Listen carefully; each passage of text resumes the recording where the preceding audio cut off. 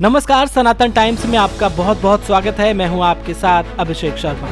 भारत समुद्र और पर्वतों से ही नहीं, चुनौतियों से भी घिरा है और अपनी सीमाओं पर आतंकवाद, सीज फायर, घुसपैठ, तस्करी व विस्तारवाद को मुंहतोड़ जवाब दे रहा है। लेकिन जिस तरह से पिछले कुछ दिनों में सीमा पर ड्रोन की गतिविधि लगातार बढ़ी और जम्मू एंड कश्मीर हवाई अड्डे पर ड्रोन हमला हुआ, तब से ये प्रश्न उठने लगा है कि बड़ी बड़ी मिसाइलों व युद्ध विमानों का निर्माण करने वाली DRDO और सुरक्षित सीमा का हुंकार भरने वाली सरकार द्वारा आखिर छोटे छोटे ड्रोन से निपटने के लिए कोई तैयारी क्यों नहीं की गई। क्योंकि ये ऐसा नहीं है कि Jammu and Kashmir air force station पर हुआ हमला ड्रोन के इस्तेमाल का पहला उदाहरण हो। इससे पहले 2019 में 167 बार, 2020 में 77 बार, 2021 में 66 बार ड्रोन या मिलती जुलती फ्लाइंग ऑब्जेक्ट्स को भारतीय सीमा में देखा गया और इन घटनाओं के बाद आनन फानन में सीमाओं पर एंटी ड्रोन सिस्टम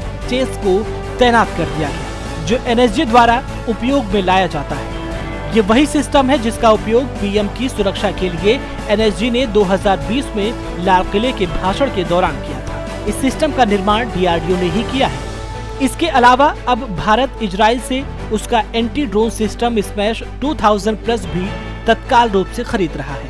ये बात तो हुई इमरजेंसी प्रोक्योरमेंट और तत्कालीन स्थितियों से निपटने की। लेकिन एक प्रश्न अब भी आपके जहन में बना होगा कि इतनी बड़ी बड़ी मिसाइलें व युद्ध विमान बनाने वाला भारत इस मामले में पीछे कैसे छूट गया। तो इसका भी जवाब सुन लीजिए। लगभग 3 महीने पहले DRDO ने भारत सरकार से ड्रोन हमले से देश की सीमाओं को पूरी तरह सुरक्षित करने के लिए अपने एक उच्च तकनीकी प्रोजेक्ट दुर्गा 2 को विकसित करने के लिए $100 मिलियन मांगे, यानी लगभग 750 करोड़ रुपए।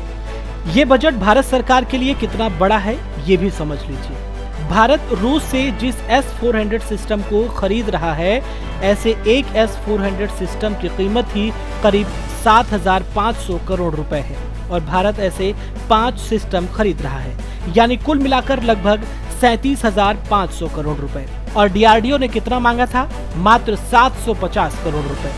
इसका मतलब DRDO ने भारत सरकार से S-400 के कुल बजट का सिर्फ 2% ही मांगा था और उसमें किसी भी प्रकार के ड्रोन से बचने के लिए विश्व स्तरीय तकनीक को विकसित कर देता।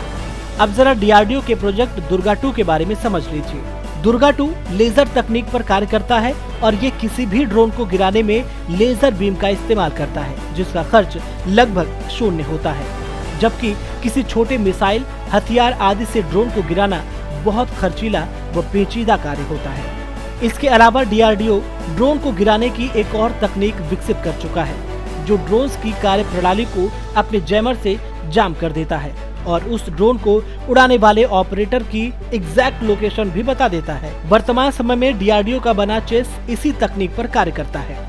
यदि हम भारत की एक छोटी निजी कंपनी की भी बात करें, तो भारत की ग्रीन रोबोटिक्स कंपनी ने इंद्रजाल नाम का एक एंटी ड्रोन सिस्टम बनाया है, जो ड्रोन को मार गिराने में इजराइल के आयरन डोम से भी बेहतर माना जा रहा है, क्योंकि ये आर्टिफिशियल इंटेलिजेंस मुक्त है, जो 1000 से लेकर 2000 स्क्वायर किलोमीटर क्षेत्र की रक्षा करने में पूर्ण सक्षम है। इन सभी तथ्यों व प्रयोगों से एक बात तो साफ है कि भारतीय कंपनियां व वैज्ञानिक हर चुनौती से निपटने में पूर्ण सक्षम है, बशर्ते हमारी सरकार उन पर पूर्ण विश्वास करते हुए उन्हें प्रोत्साहन दे। क्योंकि DRDO अपने जितने सालाना बजट में अनेकों मिसाइलों, विमानों व तरह तरह के रक्षा उत्पाद का निर्माण कर देता है, उससे कहीं अधिक बजट USA, चीन, रसिया की रक्षा कंपनियां किसी एक प्रोजेक्ट के रिसर्च पर कर देती हैं। इस पूरी रिपोर्ट पर आपका क्या विचार है और जम्मू एंड कश्मीर में हुए ड्रोन हमले के लिए किसे जिम्मेदार मानते हैं? वीडियो के कमेंट सेक्शन में हमें जरूर बताएं। धन्यवाद।